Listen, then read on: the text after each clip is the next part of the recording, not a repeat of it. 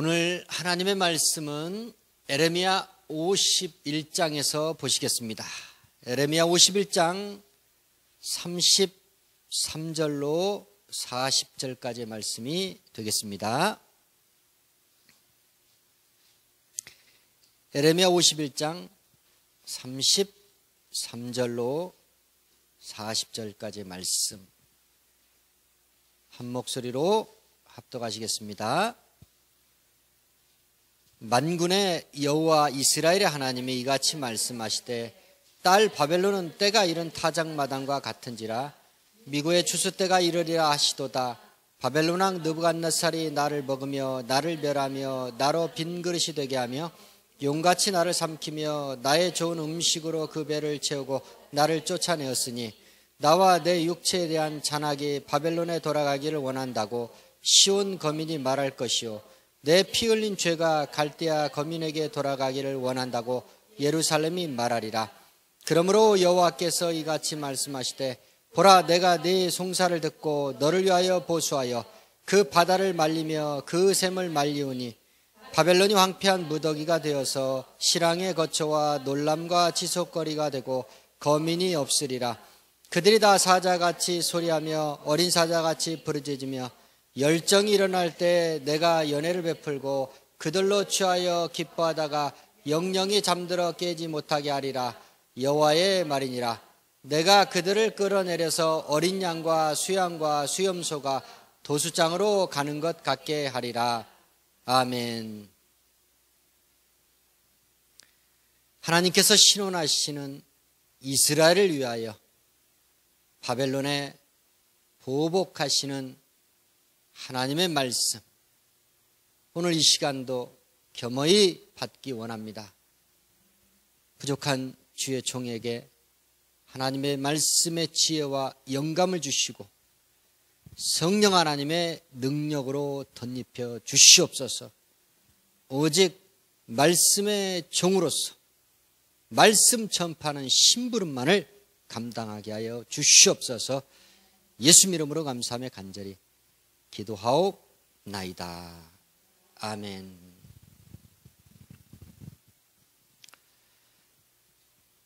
물가를 걷고 있는 두루미 한 마리가 있었습니다. 이 두루미는 자기의 먹잇감 고동을 찾고 있었습니다. 그런데 찾고 있는 고동은 보이지 아니하고 그 두루미에게 발견된 것은 물가에서 우아하게 몸짓하며 놀고 있는 백조 한 마리를 발견했습니다. 두루미가 백조에게 물어봅니다. 너는 어디에서 왔느냐고 하니까 백조가 나는 천국에서 왔다고 말합니다. 그러면서 천국의 자랑을 두루미 앞에 늘어놓습니다. 천국에는 진주대문이 있고 천국에는 예수님이 계시기 때문에 이곳에 있는 고통과 슬픔이 없다. 염려 걱정이 없다.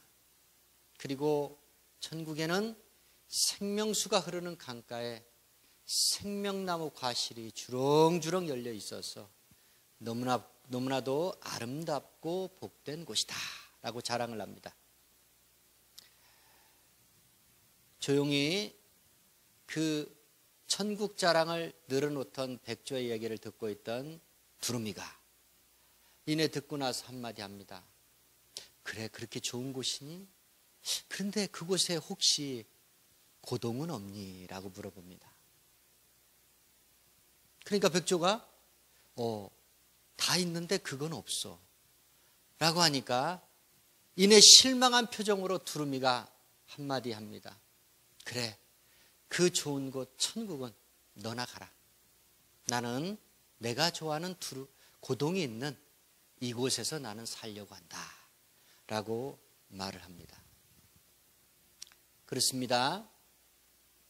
자기가 좋아하는 것, 자기가 하고 싶은 것,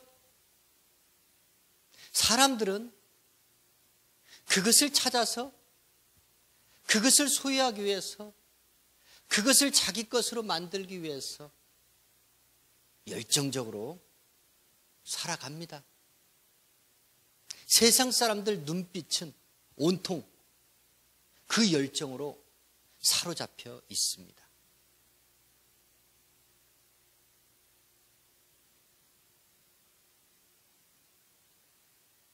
굶주려 있는 사자 앞에 먹잇감이 발견됐습니다. 그랬을 때 사자는 지치고 굶주렸던 그 힘들었던 그 시절을 다 뒤로하고 그 자기 뱃속을 채울 먹잇감이 눈앞에 있는 것, 그것을 보는 순간 사자는 기뻐하면서 그 안에서 솟구쳐 오르는 열정으로 사자는 사로잡히게 됩니다. 이 세상 바벨론 제국이 그랬다는 겁니다. 하나님 앞에. 하나님께서 말씀하십니다. 오직 자기 유익을 위해서, 자기 배를 채우기 위해서, 자기 야욕을 이루기 위해서 열정적으로 세상에서 사는 자들, 그들의 최후를 이렇게 말씀합니다. 아주 최고조로 기쁨의 달에 있을 때 대취하게 만들어 놓고, 그리고 나서 그들을 어린 양 수염소가 도수장에 끌려가는 것처럼 그렇게 파국으로 치닫게끔 그렇게 하나님께서 이끄신다고 말씀을 하십니다. 세상 모든 사람들이 그 같은 열정으로 지금 살아가고 있다는 겁니다. 우리도 주를 만나기 전에는 그랬었습니다. 야망이 있었습니다. 야욕이 있었습니다. 내 목적한 바 뜻을 이루기 위해서 수단과 방법을 가리지 아니하고 나름대로 열심히 열정적으로 저와 여러분의 인생을 불태웠던 시간들이 있었습니다. 그런데 그 결국은 하나님의 심판 앞에서 결국은 파멸로 끝이 날 수밖에 없다라고 말씀하고 있습니다. 파멸로 끝날 그 열정, 무슨 소용이 있습니까?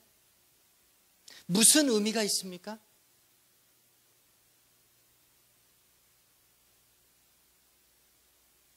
하나님을 믿지 않는 사람들,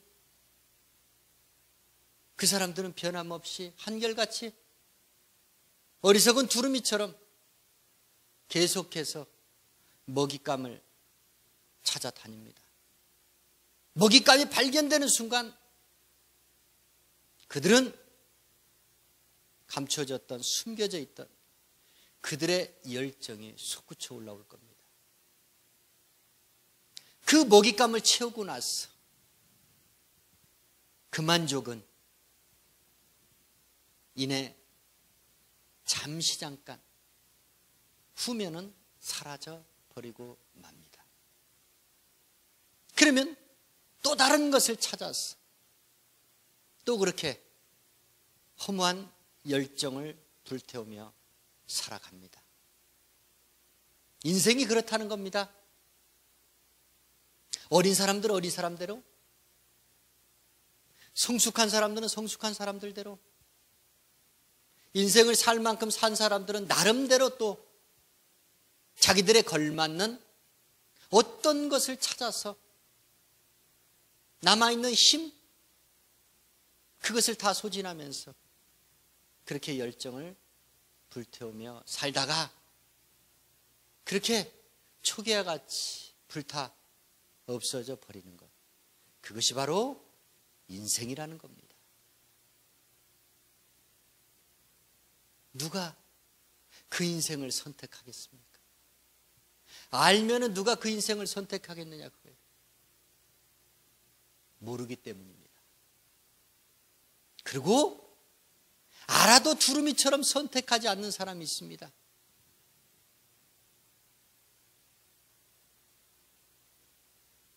열정이 없으면 살아있는 것이 아닙니다.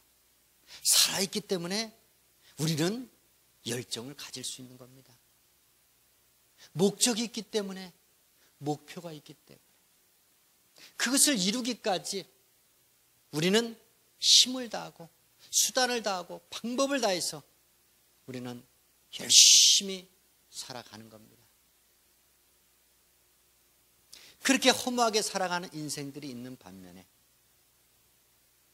그리스도 안에서, 주 안에서 열정을 불태우며 사는 사람들이 또 있습니다.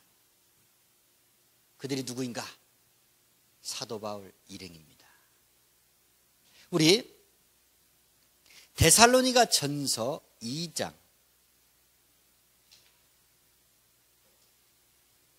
17절부터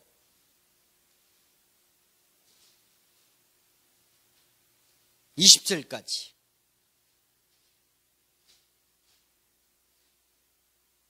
한 목소리로 합독하시겠습니다. 시작. 형제들아, 우리가 잠시 너희를 떠난 것은 얼굴이요 마음은 아니니 너희 얼굴 보기를 열정으로 더욱 힘썼노라. 그러므로 나 바울은 한 번 두 번 너에게 가고자 하였으나 사단이 우리를 막았도다. 우리의 소망이나 기쁨이나 자랑의 면류관이 무엇이냐? 그의 강림하실 때 우리 주 예수 앞에 너희가 아니냐? 너희는 우리의 영광이요 기쁨이니라. 아멘. 사도 바울은 그리스도 예수를 만나서 그리스도 예수 안에서 만난 사람들, 그 사람들을 사모하기 시작했습니다. 그 사람들을 사모하는 열정이 있었습니다. 데살로니가 사람들, 바울의 형제 자매들을 다시 한번 보기 위해서 가려고 힘을 썼는데 사단이 가로막았습니다. 사단이 그 계획을 회방했습니다. 바울이 데살로니가 형제 자매들을 얼마나 사랑했느냐면 유모가 어린 아이를 기르는 것 같이, 어머니가 아이를 기르는 것 같이 그렇게 사랑했다는 겁니다. 또한 아버지가 자녀를 대하듯이 권면하고 교훈하고 사랑으로 데살로니가 형제 자매들을 대했다는 겁니다. 바울과 데살로니가 형제 자매들은 부모 자식 관계처럼 그렇게 사랑했다는 겁니다. 그리스도 예수를 만난 사람들은 새로운 열정에 사로잡히게 됩니다. 그 이전에는 자기의 소망을 이루기 위해서, 자기의 꿈을 달성하기 위해서 인생의 열정을 불태웠는데 그리스도 예수를 만나고 나서는 사도 바울과 같이 하나님 앞에 옳다 여기심을 받고 복음을 전하는 부탁을 하나님으로부터 받고 나서는 할 일이 생겼습니다. 이루고자 하는 목적이 생겼습니다. 그리스도 예수 안에서, 주 안에서. 그리고 그는 다른 박질을 하기 시작합니다. 경주자처럼 옆도 뒤도 돌아보지 않냐고. 그리고 바울은 오직 그리스도 예수 안에서 물과 성령으로 거듭난 새 영적 가족들, 그들을 사모하는 열정으로 바울은 살았다는 겁니다.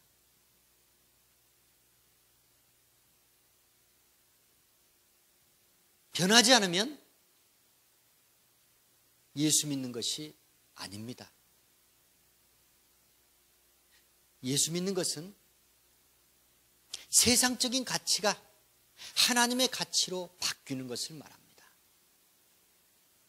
모든 것은 다 두 가지가 있습니다. 저는 두 가지 원리에 대해서 이미 여러 번 여러분께 말씀을 드렸습니다. 아비가 있는데 참된 아비 하나님이 있고 거짓의 아비 마귀가 있다. 진리가 있는데 참된 진리 대신 예수가 있지만 거짓되고 위선된 마귀의 이론이 또 있다. 복음이 있는데 예수 그리스도를 통해서 온 진리의 복음이 있고 예수 그리스도의 복음을 회방하는 다른 복음이 있다. 거짓 선지자 적그리스도를 통해서 오는 열정이 있는데 오늘 말씀처럼 인간적인, 육신적인, 세상적인 자기 정욕을 채우기 위해서 열심히 살아가는 그 열정을 가진 자가 있고 그리스도 예수를 만나서 그분을 주인 삼고 그분이 만나게 해준, 그분이 관계하게 해준 그 새로운 만남, 그 새로운 사람들과의 그 불타는 사랑, 그 진실한 사랑, 그 고귀한 사랑, 그 순결한 사랑, 그 사랑에 몸살을 낳는 또 다른 열정이 있다. 오늘 말씀하고 있습니다. 똑같은 열정이란 단어를 갖고 있지만 의미는 완전히 다른 것입니다. 저와 여러분, 이제 주를 만났습니다.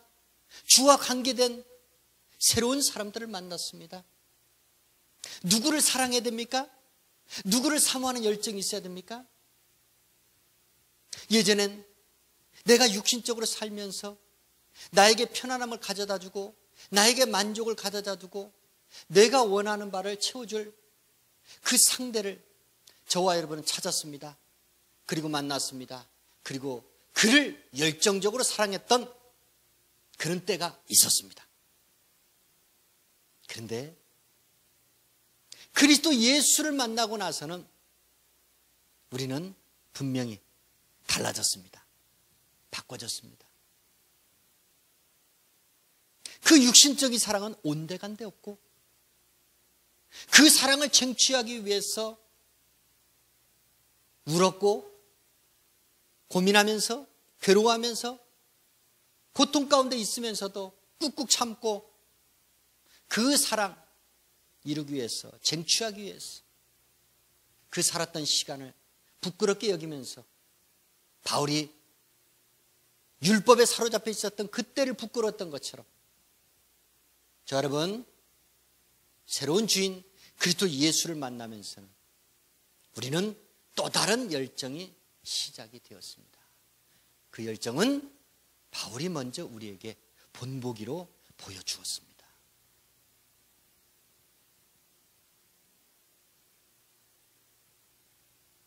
표현하는 것이 쉬운 것이 아니라는 걸 우리는 신앙생활하면서 겪고 있습니다. 말씀을 받는 이유는 내가 잠시 잃어버리고 있었던 그리스도의 사람인 것을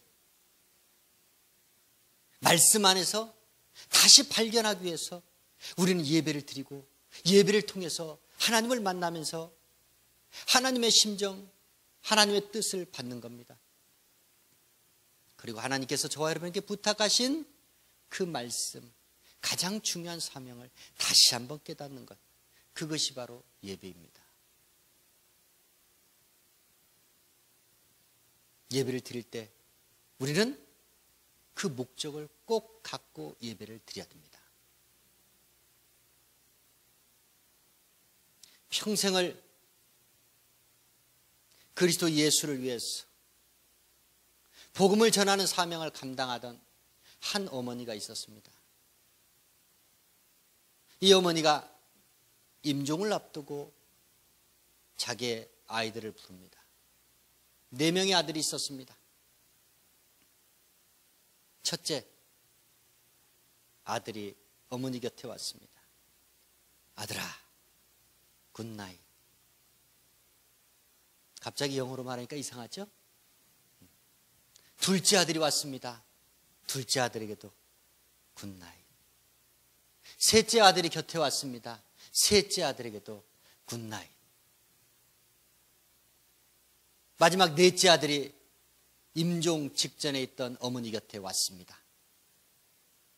그런데 넷째 아들에겐 다른 말을 합니다. 굿나잇이라고 할 줄 알았는데 넷째 아들에겐 굿바이 이렇게 말합니다. 넷째 아들이 어머니에게 항변을 했습니다. 왜 형들한테는 다 굿나잇이라고 해놓고 잠깐 잠자는 것처럼 헤어지는 것처럼 그 이별의 말씀을 하셔놓고 왜 저한테는 굿바이라고 하십니까? 예수를 믿었던 어머니 하시는 말씀.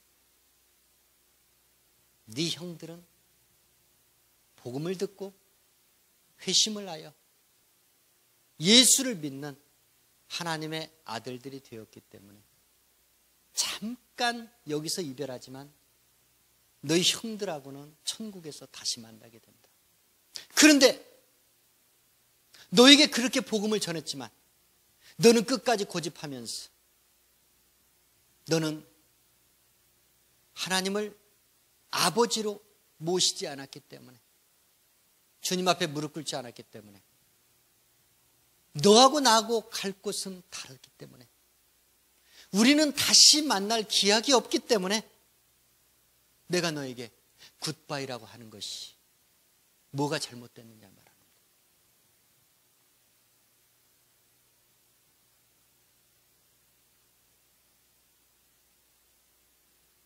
언제 어느 때 우리는 유명을 달리할 줄 모릅니다. 만반의 준비 채비를 항상 갖추고 있어야 됩니다.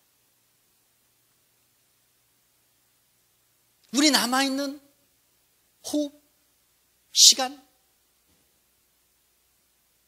우리의 모든 하고자 하는 것 그리스도 앞에 복종시키고 우리도 그 어머니처럼 마지막 그 순간까지, 임종하는 그 순간까지도 그 어머니는 복음을 전하다가 믿지 않는 막내 아들에게 마지막 통에 자복하며 회개케 그 임종 직전에 있는 어머니가 하신 말씀을 어찌 넷째 아들, 그렇게 거부했던 넷째 아들이라도 그 죽음 앞에 있는 마지막 이별을 하는 어머니의 부탁을 들어주지 않겠습니까? 이 어머니는 평생을 복음으로 말미암아 살다가 복음을 전하다가 하나님 품에 돌아간 겁니다.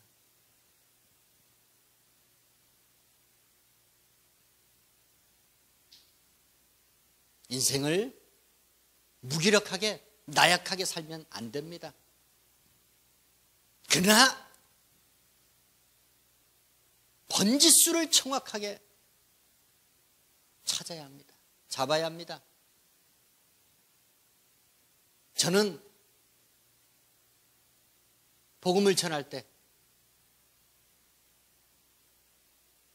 그때마다 느끼는 것은 그렇게 해서라도 죽는다면 그 죽었던 자들을 예수 그리스도의 이름의 능력으로 살려가지고 예수 믿게 할 수만 있다면 우리는 복음의 그 폭탄에 한번 맞고서 그 파편에 다 한번 맞고서 우리는 죽어야 된다는 겁니다. 육체가 죽어야 된다는 거예요. 안 죽으려고 하기 때문에 복음의 폭탄, 확실한 복음의 능력, 안 죽고는 못 베길 그 파워풀한 복음을 우리는 거부하고 있기 때문에, 피하려고 하고 있기 때문에 변화가 없는 겁니다. 거듭남이 없는 겁니다. 죄사함의 은혜가 없는 겁니다. 예수 그리스도께서는 물과 피를 다 쏟으시며 완전한 죽음을 우리에게 보여주셨습니다. 육체로 오신 그분, 비록 성령으로 잉태되셨지만 육체를 갖고 있었던 예수 그리스도께서 그 육체를 완전히 죽이셨다는 겁니다. 하나님께서.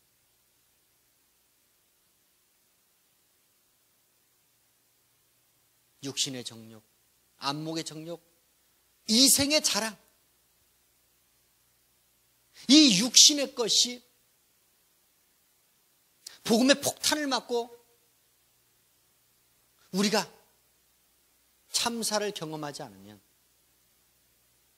우리는 거듭남의 비밀, 죄사함의 비밀을 깨달을 수가 없습니다.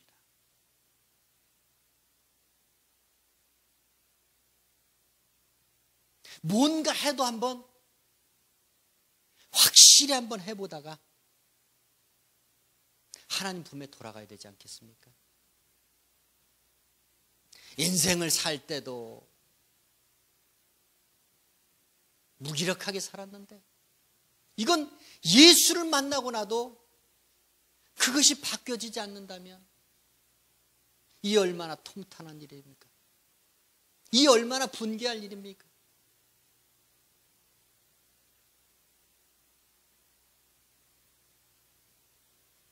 우리 오늘 말씀 받고 그리스도 안에서 복음을 믿는 자들답게 그리스도의 사람으로 하나님께서 기뻐하시는 새로운 정열을 불태우는 삶을 사시길 주의 이름으로 축원합니다. 아버지 하나님 감사합니다. 주 예수 광야교회 정열적으로 복음을 전하는 삶을 살기 원합니다. 우리에게 확실한 것을 주셨는데 이 확신을 갖고서도 아직도 움직이지 못하고 있습니다. 우리를 구속하고 우리를 결박하고 우리를 다스리는 주인 행사하는 것들이 무엇입니까? 이 시간 그것들을 하나도 남김없이 다 도말하여 주시옵고 오직 그리스도 예수의 멍에만을 맬 수 있도록 이 시간 새로운 정열을 불태울 수 있는 준비하는 시간 되게 하여 주시옵소서. 예수님의 이름으로 감사하며 간절히 기도하옵나이다.